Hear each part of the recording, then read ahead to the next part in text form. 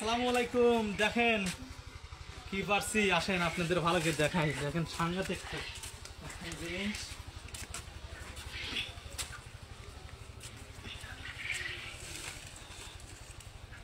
দেখছেন একটা দক্ষ তো কারিগর মিস্ত্রি এত সুন্দর করে জিনিস বানাইতে পারবে না। একটা মৌমাছি দেখেন কি বানাইছে। কতটা দিন ভয়ে ভয়ে ছিলাম, আলহামদুলিল্লাহ এখন চলে গেছে।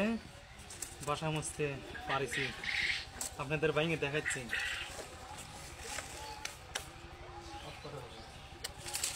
আপনাদের এখন ভেঙে দেখাচ্ছি আসলে কি একটা জিনিস। দক্ষ তো মিস্ত্রি এত সুন্দর করে দেখেন, তালার পর একতলা একতলা একতলা একতলা একতলা একতলা দেখছেন কিভাবে চারিদিক মুড়ায়া। অসাধারণ একটা জিনিস দেখছেন ভাই সব।